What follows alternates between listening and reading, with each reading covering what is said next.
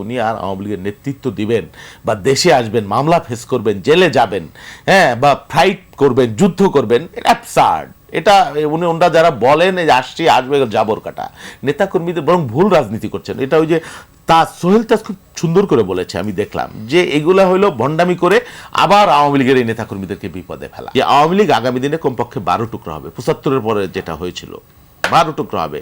তারপরে আওয়ামী লীগের কর্মী সমর্থক যদি থাকে, তারা যদি হতাশ না হয়, একসময় যে আবার চারা থেকে বিধ্বস্ত বাস্তবতার মধ্য থেকে ফিনিক্স পাখির মতো যদি কখনো জেগে ওঠে, সেটা সুদূর পরা হতো। কবে হবে নোবডি নোজ। আওয়ামী লীগের মানে ভবিষ্যৎ, অতীতটা কম বেশি যেটা বললাম, ভবিষ্যৎটা অন্ধকার। অন্ধকার এই কারণে, আওয়ামী লীগের বিশাল, যেটা বলছিলাম আর কি, যে সমর্থক গোষ্ঠী আছে, এরা রাতারাতি বিএনপি যেমন হয়ে যাবে না, এটা সত্য।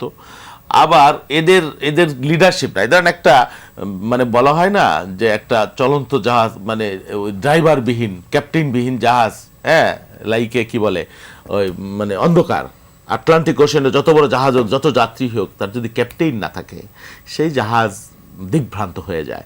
তো এখানেও তাই, leadership is a very important issue. এখানে আওয়ামী লীগের কোনো লিডারশিপ নেই। আপনি যদি মানে একেবারে নির্ভরভাবে শেখ হাসিনা আওয়ামী লীগের নেতৃত্ব, নেতাকর্মীরা তাকেই মানে, বাস্তবতা এটা।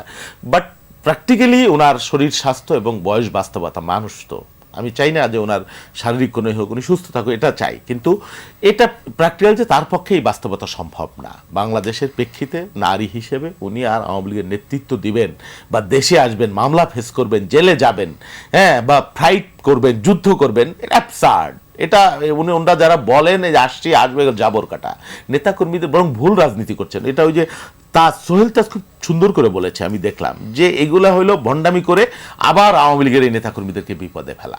কিছু নেতাকর্মীদের যারা গ্রামে আছে, যারা শান্তিতে থাকতে চায়, তাদেরকে আপনি মানে খোঁচা দিয়ে উদ্দীপ্ত করার চেষ্টা করছেন, বিপদে ফেলছেন। এবং মানে জোলাইয়ের যারা শক্তি, বরং এতে করে আমাদের লাভই হচ্ছে। আমরা আমাদের কোথাও কোনো গ্যাপ থাকলে আমরা ঐক্যবদ্ধ হবার সুযোগ পাচ্ছি। কিন্তু ইন ফিউচার আওয়ামী লীগ যখন, শেখ হাসিনা, আওয়ামী লীগ যদি প্রকৃতির উপরে চলতো সেটা এক জিনিস ছিল, কিন্তু শেখ হাসিনার নেতৃত্বে আওয়ামী লীগ আর বাংলাদেশে ব্যাক করবে না। এখন এই শেখ হাসিনা যদি না থাকে, তাহলে কি হবে? শেখ হাসিনা, এটা বাস্তবতা, উনি চাইবেন ওনার পরিবারের মধ্য থেকে ওনার সন্তানকে, মেয়েকে, ছেলেকে দেওয়ার জন্য। সেটা আবার আওয়ামী লীগের সেই পরিবারের, শেখ মুজিবের পরিবারের মধ্যে গৃহদাহ হবে, নিশ্চিতভাবেই হবে। সেটা বাংলাদেশের রাজনীতি, দুনিয়ার রাজনীতির বাস্তবতা। সুতরাং আমি যেটা দেখি যে আওয়ামী লীগ আগামী দিনে কমপক্ষে 12 টুকরা হবে, 75-এর পরে যেটা হয়েছিল 12 টুকরা হবে।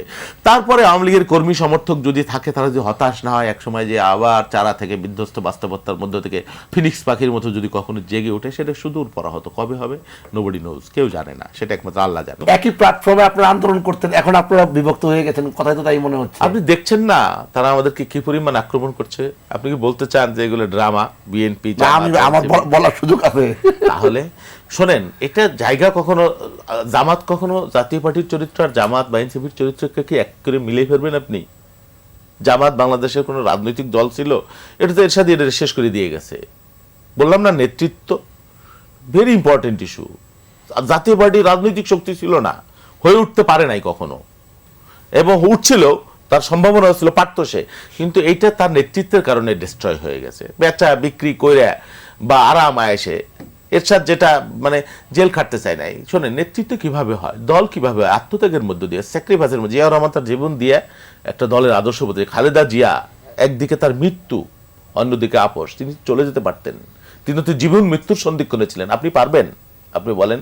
তার সন্তানদেরকে যখন জিম্মি করা হয়েছিল, বলা হয়েছিল সবাইকে নিয়ে আপনি চলে যান, সৌদি আরবে রাজপ্রাসাদ আছে, বিমান প্রস্তুত আছে, চার্টার বিমান, আপনি চলে যান, 2 বছর পরে এসে রাজনীতি করেন। তার সন্তানদেরকে অত্যাচার করা হচ্ছে, সেটা ভিডিও ফুটেজ তাকে দেখানো হচ্ছে, ফোনে শোনানো হচ্ছে। বেগম খালেদা যে আপোষ করেন নাই, সন্তানের মৃত্যু দশার সাথে আপোষ করে না, কি আছে বলেন? কোন নারী? সিনেমা নাটকে আপনি পাবেন অনলি ওয়ান, খালেদা জিয়া। সেই জন্য তার দল, তিনি দলটাকে বাঁচিয়েছেন তার জীবন দিয়ে, বাঁচাইছেন এরশাদ সাহেব।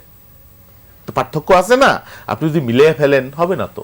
ওই যে ওনাদের দলের অনেক মানুষের ফাঁসি হয়েছে, বড় বড় নেতা, জাতীয় নেতা।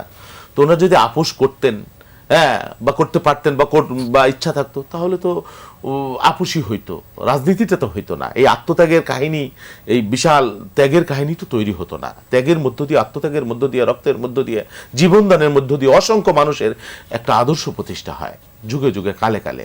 কোনো আদর্শই বিনা বাধায় মসৃণ পথে তৈরি হয় নাই কখনো।